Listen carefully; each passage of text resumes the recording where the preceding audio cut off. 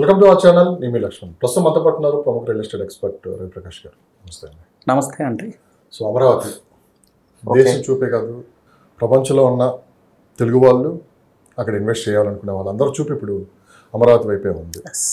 So Amaravati గత 5 సంవత్సరాల్లో ఎలా పక్కన పడేసారో మనం చూసాము. మళ్ళీ కొత్త ప్రభుత్వం చంద్రబాబు నాయుడు గారు రావటం, సో ఆయన చేతుల మీదే అసలు అమరావతి అనేది స్టార్ట్ అయింది. సో ఆయన చేతుల మీదే మళ్ళీ పునర్నిర్మాణం కూడా జరగబోతుంది. సో ఎలా ఉండబోతుంది ఇప్పుడు ఇన్వెస్ట్ చేసే వాళ్ళకి అక్కడ అని చెప్పి కూడా చాలామంది అడుగుతూ ఉన్నారు. సో ముందుగా అమరావతి గురించి మీరు ఏం చెప్తారు? అమరావతి చెప్పాలంటే చంద్రబాబు నాయుడు గారి బ్రెయిన్ చైల్డ్ అండి. ఆయన అన్ని ఫ్యాక్టర్స్ని దృష్టిలో పెట్టుకొని ఏపీకి అక్కడ క్యాపిటల్ రావాలనేది ఆయన ప్లాన్ చేశారు.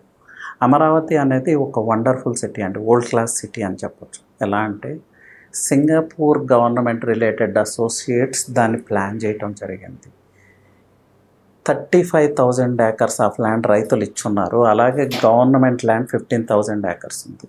అంటే total Amaravati land bank 50,000 acres ఉంది. అమరావతికి అతి పెద్ద స్ట్రెంగ్త్ 50,000 ఏకర్స్ ల్యాండ్ బ్యాంక్ అనేది.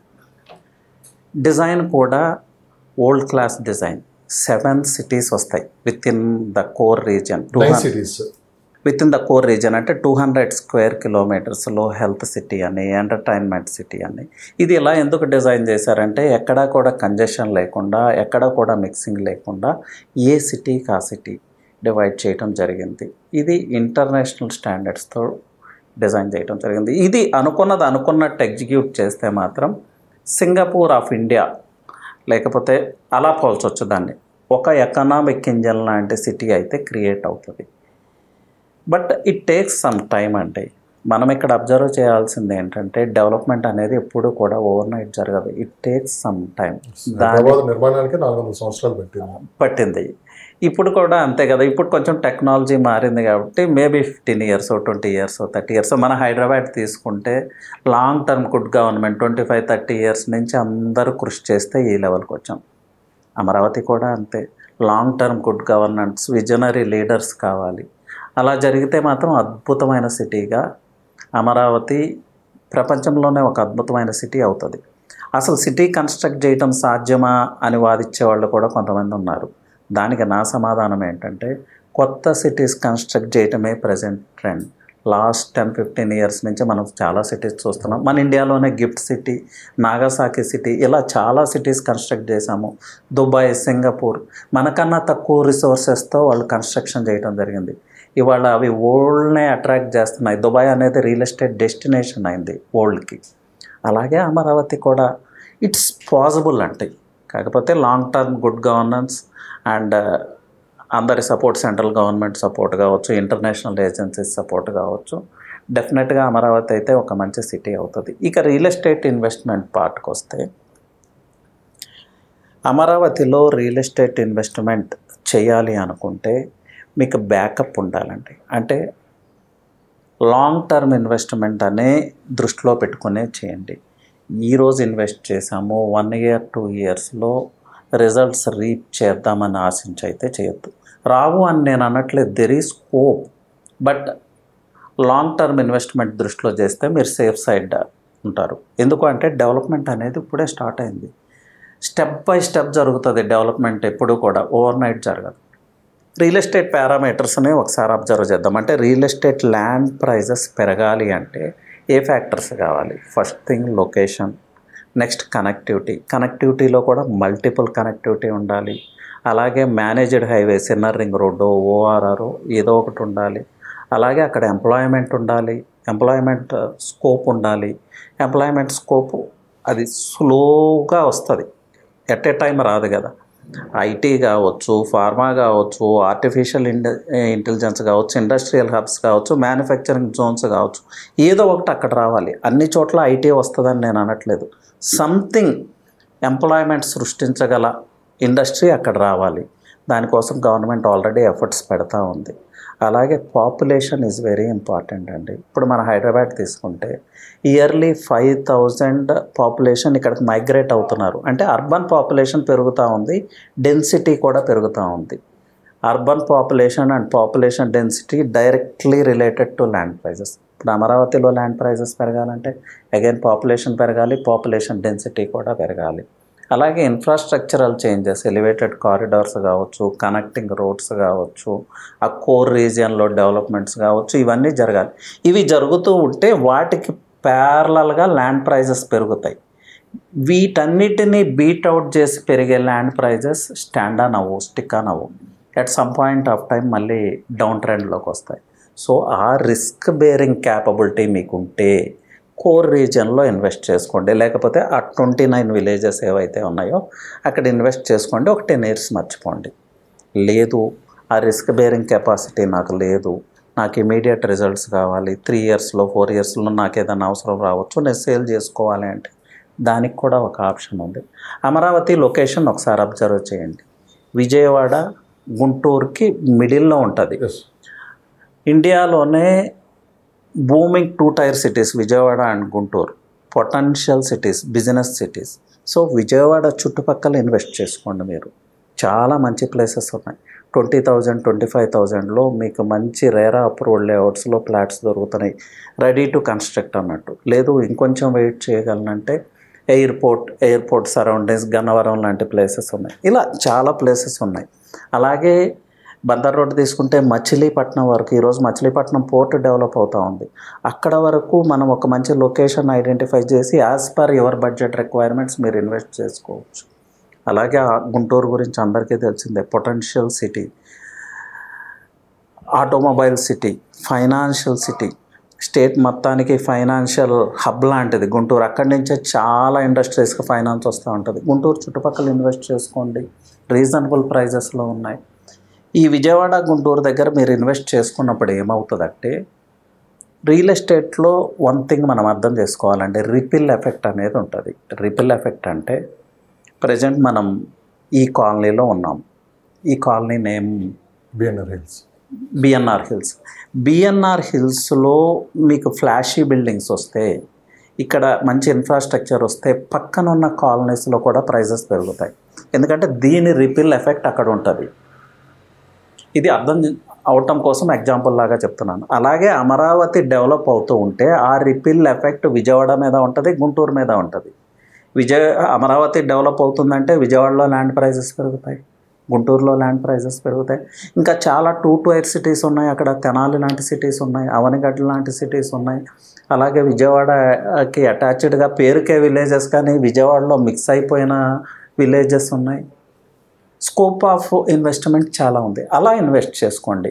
ఏది మీకు రిస్క్ బేరింగ్ క్యాపబిలిటీస్ లేవు, 1-2 yearsలో మీరు సేల్ చేసుకోవాలి, ఎంతో కొంత ప్రాఫిట్ రీప్ చేయాలి అంటే ఇది మార్గం.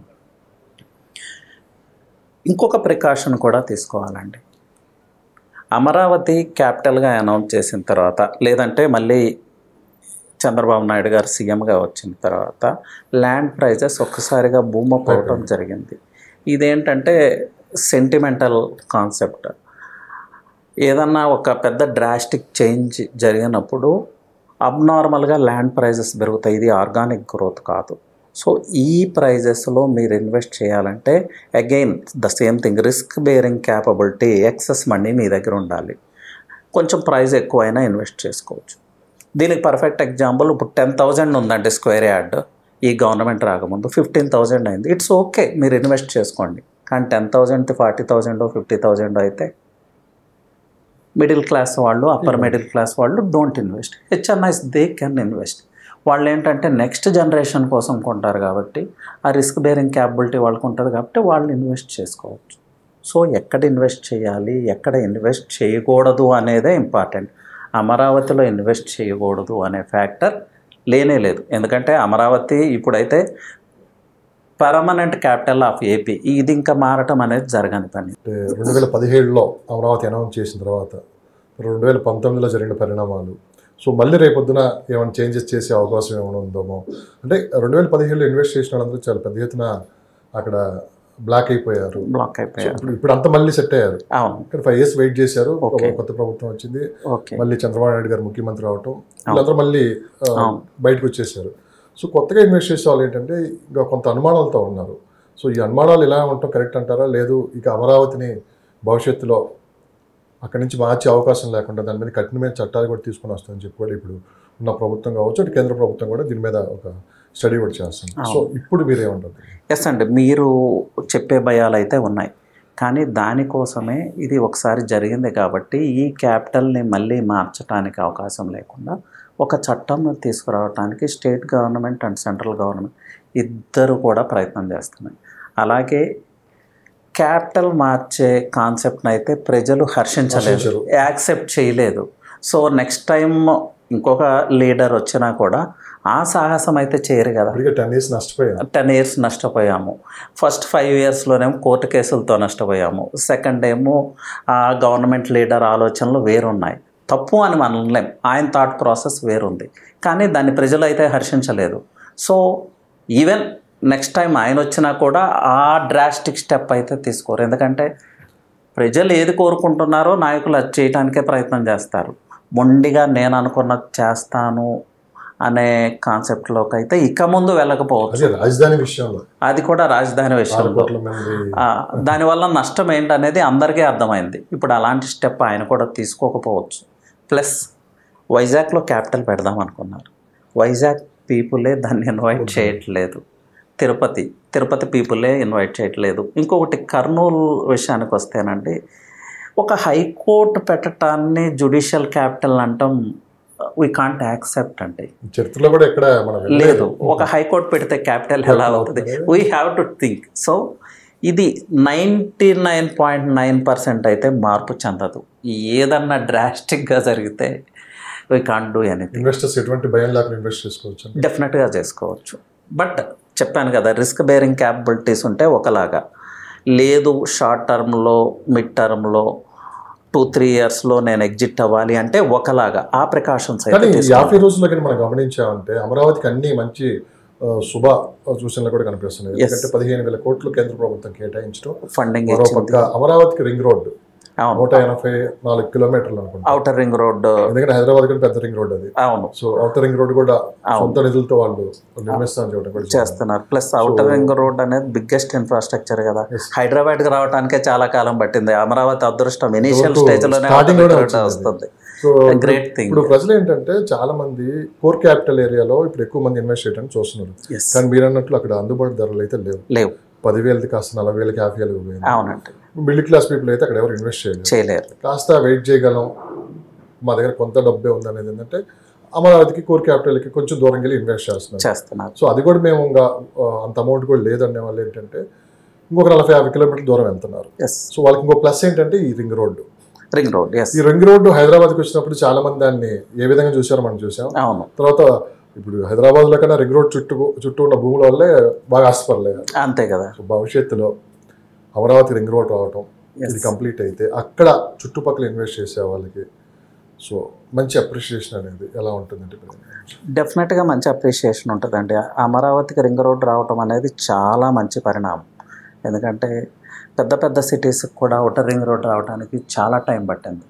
అమరావతికి ఇనీషియల్ స్టేజ్లోనే సెంట్రల్ గవర్నమెంట్ కూడా ఔటర్ రింగ్ రోడ్ అలాట్ చేయటం ఇది నిజంగా వండర్ఫుల్ థింగ్. రియల్ ఎస్టేట్లో ఒక లా అంటే మేనేజ్డ్ హైవేస్ ఎక్కడ ఉంటే అక్కడ ల్యాండ్ ప్రైజెస్ పెరుగుతాయి. ఇది ఇండియాలో కాదు, వరల్డ్ వైడ్గా ప్రూవ్ అయిన థింగ్. 100 times ప్రూవ్ అయింది, 1000 times ప్రూవ్ అయింది. సో ఔటర్ రింగ్ రోడ్ వస్తే ల్యాండ్ ప్రైజెస్ పెరుగుతాయా పెరగవా, ఇన్ఫ్రాస్ట్రక్చర్ పెరుగుతుందా పెరగదా, డెవలప్మెంట్స్ జరుగుతాయా జరగవా అనేది క్వశ్చనే కాదు. 1000s of times ప్రూవ్ అయిన థింగ్ ఇది. దీని గురించి సెకండ్ థాటే వద్దు. ఔటర్ రింగ్ రోడ్కి 10 kilometers తర్వాత కూడా ఇన్వెస్ట్ చేసుకోవచ్చు. మీకు తక్కువలో ల్యాండ్ వస్తుంది కదా, చాలా తక్కువలో ఉన్నాయి. బిగ్గర్ ల్యాండ్ పార్సెల్ పర్చేజ్ చేసుకోండి, మీ ఫ్యూచర్ జనరేషన్ ప్రొటెక్ట్ అవుతుంది కదా, సెక్యూరిటీ లభిస్తుంది కదా. This is the golden opportunity for investors అండి. ప్లస్ మీరు అన్నట్లు అన్ని శుభపరిణామాలే జరుగుతున్నాయి. సిమ్టమ్స్ చూస్తుంటే అమరావతి విల్ డెఫినెట్లీ షైన్ అని మనకు అర్థమవుతూ ఉంది. సో రాబోయే 5 yearsలోనే కొన్ని డ్రాస్టిక్ చేంజెస్ మనం అమరావతిలో చూడొచ్చు. Already seed capital road develop చేస్తూ ఉన్నారు, డిస్ట్రాయ్ అయిన ఇన్ఫ్రాస్ట్రక్చర్ని రివోక్ చేస్తూ ఉన్నారు. వెస్ట్ బైపాస్ రెడీ అయి ఉంది. 2014లో వెస్ట్ బైపాస్ లేదు. ఒక 2-3 kilometers స్ట్రెచ్ ఏదో పెండింగ్ ఉంది, అది కూడా మేబీ 1 yearలో కంప్లీట్ చేస్తారు. సో 2 sides, అటు వైజాగ్ హైవేని, ఇటు హైదరాబాద్ హైవేని, అటు గుంటూరుని కనెక్ట్ చేస్తూ వెస్ట్ బైపాస్, అటువైపు నుంచి ఇటువైపు నుంచి క్యాపిటల్కి ఈజీగా రీచ్ అవ్వచ్చు.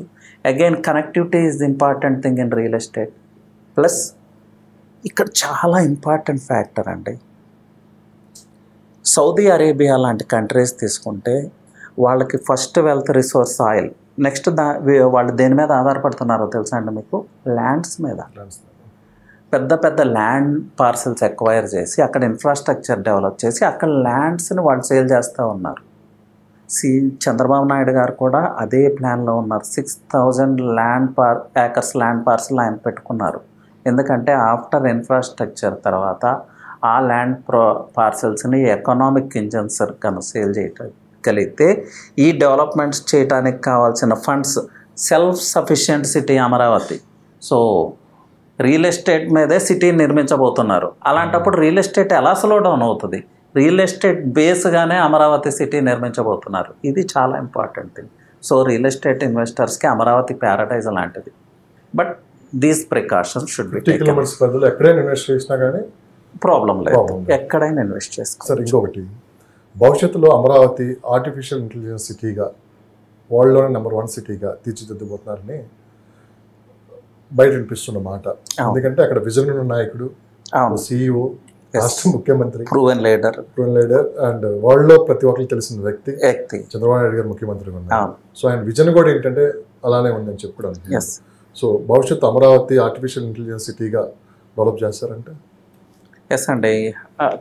టెక్నాలజీ మొత్తం ఏఐ టెక్నాలజీ ఇది జరగటానికి 100% ఛాన్స్ ఉంది. ఎందుకంటే ఇప్పుడు సీఎం గురించి మనం ప్రత్యేకంగా మాట్లాడుకోవాల్సిన అవసరం లేదు. ఆయన ప్రూవెన్ లీడర్. హైదరాబాద్ ఇవాళ ఈ ప్లేస్లో ఉంది. ఐటీ ఇండస్ట్రీకి కేంద్ర స్థానం అయిందంటే హీఈస్ ద రీజన్. సో ఆ టైంలో ఐటీ ఇండస్ట్రీ బూమింగ్. ఇప్పుడు ఐటీ ఇండస్ట్రీని మించిన బూమింగ్ ఇండస్ట్రీ ఆర్టిఫిషియల్ ఇంటెలిజెన్స్. న్యాచురల్గా ఆయన దాని మీదే కాన్సన్ట్రేట్ చేస్తున్నాడు. ప్లస్ ఇనీషియల్ స్టేజ్లో ఉంది కాబట్టి దాన్ని అట్రాక్ట్ చేయటం ఈజీ. దానికి కావాల్సిన ఇన్ఫ్రాస్ట్రక్చర్ ఆయన క్రియేట్ చేస్తారు. ఆయనకు నోన్ మెథడే ఇదంతా. ప్లస్ మార్కెటింగ్ చేయటంలో ఆయన ఎక్స్పర్ట్. హైదరాబాద్ని ఆయన ఎలా మార్కెట్ చేశాడు? బిల్ గేట్స్ని ఇక్కడికి రప్పించాడు, బిల్ క్లింటన్కి ఇక్కడికి రప్పించాడు. బిల్ క్లింటన్ ఇక్కడికి వస్తే ఏం జరిగింది ఒకసారి చెప్పండి. ఏం జరిగిందంటే ఓల్డ్ మీడియా దృష్టి అంతా హైదరాబాద్ మీద పడింది. వన్స్ ఓల్డ్ మీడియా దృష్టి అంతా ఇక్కడ పడినప్పుడు సంథింగ్ ఈజ్ హ్యాపెనింగ్ హైదరాబాద్ అని ఎకనామిక్ ఇంజన్స్ అన్నీ ఎవరి ఇన్విటేషన్ లేకుండా మన గవర్నమెంట్ దగ్గరకు వచ్చినాయి. సో ద సేమ్ థింగ్ అక్కడ కూడా చేస్తాడు ఆయన. వెతుక్కుంటూ వస్తారు అమరావతిని. ఇట్స్ పాసిబుల్ అండి. ప్లస్ అది ఒక బ్యూటిఫుల్ ల్యాండ్స్కేప్. ఒక పక్క రివర్, వాటర్ బాడీస్, గ్రీనరీ. మీరు చూసుంటే ఎంత గ్రీనరీ ఉంటుందో చెప్పలేము. దానివల్ల కొన్ని ప్రాబ్లమ్స్ అయితే ఉన్నాయి. వాటిని అడ్రస్ చేయడానికి మెకానిజం కూడా ఉంది. సో అలాంటి బ్యూటిఫుల్ ప్లేస్లో నేచర్ లివింగ్ దగ్గరలో ఏ ఎకనామిక్ ఇంజన్ లాంటి కంపెనీ అయినా తన సంస్థను ఎస్టాబ్లిష్ చేయడానికి ముందుకు వస్తుంది. గన్నవరం ఎయిర్పోర్ట్ని ఇంటర్నేషనల్ ఎయిర్పోర్ట్ చేయడం పెద్ద విషయం ఏం కాదు. మ్యాటర్ ఆఫ్ 3-4 ఇయర్స్లో చేసి తీరుతారు. సో ఎవ్రీథింగ్ ఈజ్ పాసిబుల్ అండి. But dedicated leadership. భవిష్యత్తులో ఇటు విజయవాడ, మంగళగిరి, గుంటూరు, అమరావతి ఈ మొత్తం కలిపి ఒక పెద్ద సిటీగా అవతరించిపోతుందా? డెఫినెట్గా అండి. ఈ ప్లేసెస్ ఇప్పుడు మీరు చెప్పిన ప్లేసెస్ అన్నీ అమరావతికి అంటే కోర్ రీజియన్కి కనెక్టెడ్గా ఉన్నాయి. వీటన్నిటి మధ్యలోనే మిడిల్లోనే అమరావతి ఉంది. సో ఈ రిపిల్ ఎఫెక్ట్ ఇక్కడ స్టార్ట్ అయిన డెవలప్మెంట్ స్లోగా స్ప్రెడ్ అవుతుంది towards Guntur, towards Mangalagiri, towards Tadepalli, towards Vijayawada. పైగా ఈ ప్లేసెస్ అన్నీ కూడా ఆల్రెడీ డెవలప్డ్ ప్లేసెస్, కొత్తగా డెవలప్ అవ్వాల్సిన అవసరం లేదు. Guntur well developed, Mangalagiri well developed, Tadepalli ఈరోజు చూస్తే మనం ఆశ్చర్యపోతాం. హైరైజ్ టవర్స్ వచ్చినాయి అక్కడ. చాలా ఎక్సలెంట్ డెవలప్మెంట్ ఉంది. విజయవాడ అందరికీ తెలిసిందే, పొటెన్షియల్ సిటీ. సో ఈ ప్లేసెస్ డెవలప్ అవటానికి పెద్ద సమయం కూడా తీసుకోదు, ఈజీగా జరిగిపోతుంది. సో ఇదంతా కలిపి ఒక పెద్ద సిటీ, మెగా సిటీ అవుతుంది. But it takes some time. So అంటే నేను అనేది ఏంటంటే కోర్ క్యాపిటల్లో ఒక రేట్ ఉంది, కోర్ క్యాపిటల్ ఏరియా దాటితే మరొక రేటు. అవునండి. సో అంటే కోర్ క్యాపిటల్ అందరూ కొనాలని లేదు, అంత బడ్జెట్ కూడా ఉండదు. సో నేను అనేది అంటే కోర్ క్యాపిటల్ ఏరియా నుంచి ఎంత దూరం వెళ్ళి ఇన్వెస్ట్ చేయొచ్చు? కోర్ క్యాపిటల్ నుంచి మనం 30-40 మనకి ఎగ్జాంపుల్ తాటికొండ ఉంది, గుంటూరు, అవును. ఇటు మళ్ళీ ఓల్డ్ అమరావతి అమరావతి ఇట్లా మనం రౌండ్ చూసుకున్నామంటే ఈ చుట్టుపక్కల రేట్లు ఎలా ఉన్నాయి, సో అక్కడ ఇన్వెస్ట్ చేయొచ్చా ఇప్పుడు? ఎందుకంటే ఆ చుట్టుపక్కల మొత్తం అగ్రికల్చర్ ల్యాండ్స్ మొత్తం ఎక్కువ ఉన్నాయి, అగ్రికల్చర్ ల్యాండ్స్ ఉన్నాయి. ఇప్పుడు ఈ కోర్ రీజియన్ నుంచి ఏ విలేజ్ అన్నా తీసుకోండి మీరు, అరౌండ్ 20 కిలోమీటర్స్ వరకు మనం డెఫినెట్గా ఇన్వెస్ట్ చేసుకోవచ్చు. 20 కిలోమీటర్స్ వరకు ఒక స్ట్రెచ్ కింద తీసుకున్నాం, తర్వాత 20 కిలోమీటర్స్ ఇంకొక స్ట్రెచ్ కింద తీసుకున్నాం. ఇక్కడ ఏం వేరియేషన్ వస్తుందంటే ఈ ఫస్ట్ 20 కిలోమీటర్ స్ట్రెచ్ అమరావతికి నియర్గా ఉంటుంది. నెక్స్ట్ 20 కిలోమీటర్ స్ట్రెచ్ గుంటూరు సిటీకో, విజయవాడ సిటీకో, తాడేపల్లికో, ఆ హైవేకో నియర్ అవుతుంది. సో ఈ 40-50 కిలోమీటర్ స్ట్రెచ్లో మనం ఎక్కడైనా ఇన్వెస్ట్ చేసుకోవాలి. ఎందుకంటే ఈ 40 కిలోమీటర్స్ నుంచి మళ్ళీ మరి క్యాపిటల్కి వెళ్ళడానికి అంటే మనకి ఆల్రెడీ ఇన్ఫ్రాస్ట్రక్చర్ డెవలప్ అవుతుంది కాబట్టి 20 నిమిషాల్లో 15 నిమిషాల్లోనే వెళ్ళిపోవచ్చు. త్రూ చాలా రోడ్స్ ఉన్నాయి, క్యాపిటల్కి ఈజీగా రీచ్ అవ్వచ్చు. వెస్ట్ బైపాస్ రెడీ అయితే ఇంకా ఈజీ అవుతుంది ట్రావెల్ అనేది. గొల్లపూడి నుంచి డైరెక్ట్ రీచ్ అవ్వచ్చు, గుంటూరు నుంచి డైరెక్ట్ రీచ్ అవ్వచ్చు. సో అసెసిబిలిటీ పెరుగుతూ ఉంది. అమరావతిని ఈజీగా అసెస్ చేయొచ్చు. సో న్యాచురల్గా ప్రైజెస్ పెరుగుతాయి. అలాగే సెంటర్ ఆఫ్ ఎక్సలెన్స్ లాంటి ఎడ్యుకేషనల్ ఇన్స్టిట్యూట్స్ ఆల్రెడీ వచ్చినాయి, ఇంకా చాలా వస్తున్నాయి. ఎడ్యుకేషనల్ ఇన్స్టిట్యూట్స్ ఉన్న ప్లేస్లో ల్యాండ్ ప్రైజెస్ ఎప్పుడూ కూడా ఎక్కువే ఉంటాయి. మీరు ఎక్కడన్నా చూసుకోండి, హైదరాబాద్లో చూసుకోండి, బౌరంపేట ఎందుకు డెవలప్ అయిందండి? Because of international schools. ఇప్పుడు విజయవాడ అదే పరిస్థితి, తాడేపల్లి అదే పరిస్థితి, గుంటూరు అదే పరిస్థితి. ఈవెన్ అమరావతి కోర్ సిటీలో కూడా చాలా సెంటర్ ఆఫ్ ఎక్సలెన్స్ లాంటి ఎడ్యుకేషనల్ ఇన్స్టిట్యూట్స్ ఉన్నాయి. ఈ డెవలప్మెంట్ని అయితే ఎవరు ఆపలేరు కదా, ల్యాండ్ ప్రైజెస్ గ్రోత్ని ఎవరు ఆపలేరు కదా. మీరు కూడా ఆ ప్రాంత వాసే కావచ్చు. అవునండి, విజయవాడ అన్నారు మీరు. అవును, నేను విజయవాడ పక్కన గమనించామంటే సత్తెనపల్లి, గుంటూరు, నర్సరావుపేట అంటే ఆ లొకేషన్స్, కోసూరు, అవును, ఇట్లా ఈ చుట్టుపక్కలంతా ఎకరం వచ్చేసి ప్రజెంట్ ఇప్పుడు నడుస్తున్న మార్కెట్ 40 నుంచి 50 లక్షల్లో దొరుకుతుంది. సో ఇది మంచి ప్రైస్ తీసుకున్న వాళ్ళకి అని చెప్పి కూడా, అంటే ఒక 5 years తర్వాత అది ₹1,00,00,000 కోటిన్నరని ఆశ్చర్యపోవచ్చు. అవును, ఎందుకంటే మనకి దూరం అది చాలా దగ్గర అవుతుంది. అవును, గతంలో మన అమీర్పేట నుంచి జూబ్లీస్ రావడానికి అంత దూరం అనుకునేవాళ్ళం, ఇప్పుడు నియర్ అయిపోయింది. ఈరోజు ఔటర్ రింగ్ రోడ్ కూడా ఈజీగా వెళ్ళిపోతుంది. సో భవిష్యత్తు ఈ ప్రాంతాలకు కూడా మంచి డిమాండ్ ఉంటుందని చెప్పి కూడా అనిపిస్తుంది అన్నమాట. అంటే కొంచెం దూరమైనా పర్లేదు, ఎందుకంటే రోడ్స్ బాగున్నాయి అనుకోండి, అక్కడి నుంచి 30 నిమిషాలు వెళ్ళిపోతుంది. మీరు చెప్పింది ఎగ్జాక్ట్లీ కరెక్ట్ అండి. రియల్ ఎస్టేట్ ఇన్వెస్ట్మెంట్ ఎప్పుడూ కూడా recognizing the potential of the place in future అంటారు. అంటే 5 years తర్వాత ఈ ప్లేస్ ఎలా ఉంటుంది, 10 years తర్వాత ఈ ప్లేస్ ఎలా ఉండబోతుంది అనేది విజువలైజ్ చేసి మనం ఇన్వెస్ట్ చేసుకోవాలి. ఈరోజు సైబర్ టవర్స్ దగ్గర మనం కొనలేము కదా, సంగారెడ్డి వెళ్ళి కొనాలి. సంగారెడ్డిలో కొనాలంటే మనకు ఒక ఐడియా రావాలి, సంగారెడ్డి 5 years తర్వాత ఎలా ఉంటుంది.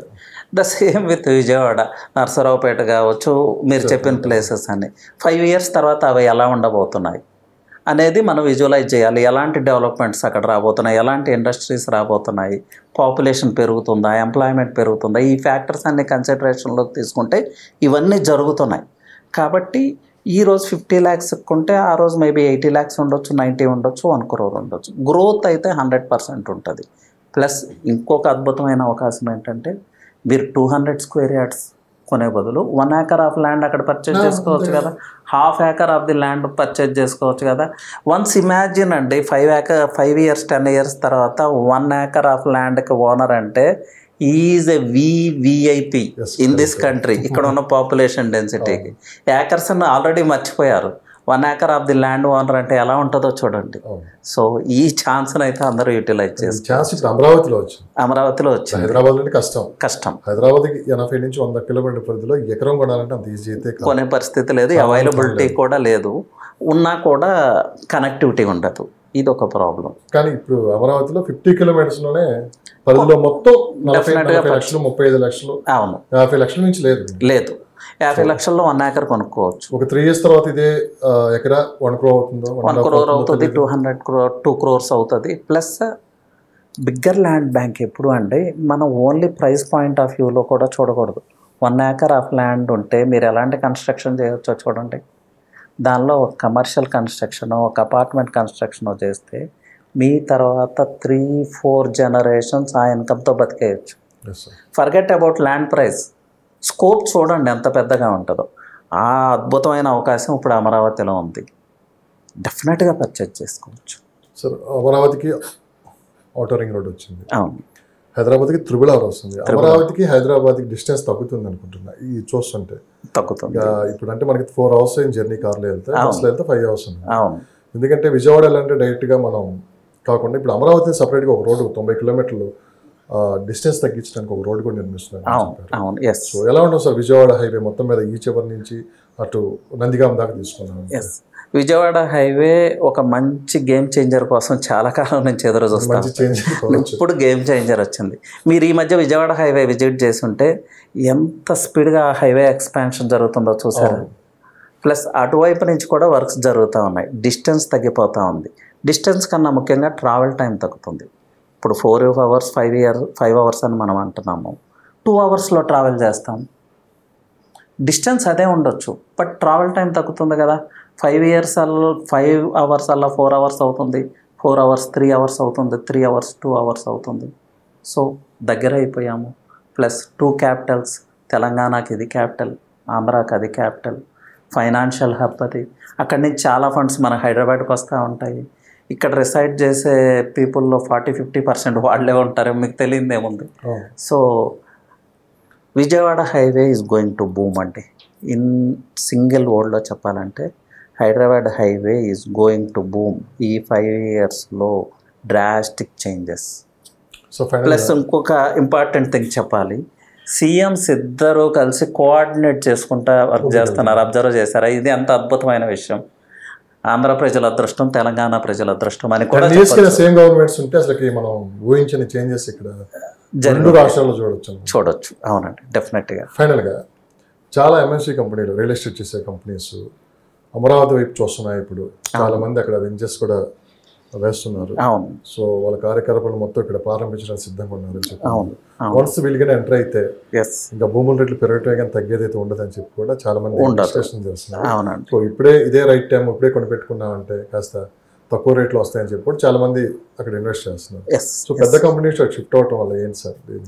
పెద్ద కంపెనీలు షిఫ్ట్ అవటం అంటే ఇప్పుడు ఒక మల్టీనేషనల్ కంపెనీ, కన్స్ట్రక్షన్ కంపెనీ ఉందనుకోండి, ల్యాండ్ని ఎలా ఐడెంటిఫై చేస్తారంటే 5 years ఈ ల్యాండ్ ఎలా ఉండబోతుంది, కనెక్టివిటీ ఏంటి, ఇక్కడ వచ్చే ఇన్ఫ్రాస్ట్రక్చర్ ఏంటి, 10 years ఎలా ఉండబోతుంది అనేది ఇమాజిన్ చేసే వాళ్ళ ఎక్స్పీరియన్సు, ఆ సైంటిఫిక్ పారామీటర్స్ ఉంటాయి. అవన్నీ ఆ ప్రాపర్ రీసెర్చ్ చేసిన తర్వాతే వాళ్ళు బిగ్ ల్యాండ్ పార్సల్స్ ఎక్వైర్ చేస్తారు. 1 acre 2 acre కాదు, వాళ్ళు hundreds of acres ఉంటారు. ఇప్పుడు అలా జరుగుతూ ఉంది అమరావతిలో. అంటే పాన్ ఇండియా కంపెనీస్ లేకపోతే హైదరాబాద్ బిగ్ ప్లేయర్స్ అక్కడికి వెళ్ళి 50 acres 100 acres ఎక్వైర్ చేస్తున్నారంటే మనకన్నా 100 times నాలెడ్జ్ వాళ్ళకి ఎక్కువ ఉంటుంది కదా. ఫ్యూచర్ ఎలా ఉంటుంది అనేది వాళ్ళకి తెలుసు కదా. వాళ్ళు ఎందుకు ఇన్వెస్ట్ చేస్తున్నారు? వాళ్ళు ఇన్వెస్ట్ చేస్తున్నారంటే మనం బ్లైండ్గా ఇన్వెస్ట్ చేయొచ్చు అండి. అవునా కదా? సో వాళ్ళు 10 years ల్యాండ్ హోల్డ్ చేసుకుంటారు. 10 yearsకి అది ఒక నగరం లాగా, అద్భుతమైన నగరం లాగా రూపాంతరం చెందుతుంది. అప్పుడు అక్కడ కన్స్ట్రక్షన్ స్టార్ట్ చేస్తారు. వాళ్ళతో పాటు మనము గ్రో అవుతాం. This is very important. Yes. So thank you. My Home వెళ్ళి ల్యాండ్ కొందంటే మై హోమ్ పక్కన మనం ల్యాండ్ కొంటే మన ల్యాండ్ ప్రైస్ పెరగదా? Simple logic. సింపుల్. మన అమరావతిలోనే మురళీమోహన్ గారు ఎక్కడ కొన్నారని చెప్పి ఆయన పక్కన మన ల్యాండ్ కొంటే ప్రైస్ గ్రో అవుతుంది కదా. సింపుల్ థింగ్ అండి. విజన్ ఉన్న వాళ్ళు ఎప్పుడు చూస్తూనే ఉంటారు, మొత్తం చూస్తున్నారు. ఇట్లా సో చూద్దాం మార్కెట్ ఏ విధంగా ఉంటుంది కానీ బట్ ఇప్పుడైతే రైట్ టైం అని చెప్పి చాలా మంది అంటున్నారు. సో కోర్ క్యాపిటల్ ఏరియా కొనని వాళ్ళు, అంత బడ్జెట్ లేని వాళ్ళు కొంచెం దూరం వెళ్ళి ఇన్వెస్ట్ చేస్తే 5 years తర్వాత మంచి అప్రిషియేషన్ అయితే ఉంటుందని చెప్తున్నారు. సో మరొక ఎపిసోడ్తో మళ్ళీ వెళ్తాం సార్. Thank you sir. ధన్యవాదాలు. ఓకేనండి, డెఫినెట్గా రియల్ భూమి ప్రేక్షకులకు నాకు అవకాశం ఇచ్చిన లక్ష్మణ గారికి థ్యాంక్స్ అండి. అలాగే real estate related enquiries, guidance, advisers ఏది కావాలన్నా యూ కెన్ కాంటాక్ట్ మీ. ఒక మంచి గైడెన్స్ అయితే నా వైపు నుంచి ఉంటుంది. నా ఇన్డెప్త్ నాలెడ్జ్ని మీతో షేర్ చేసుకోవడం జరుగుతుంది. So my number is 9133728888. Thank you అండి. All the best.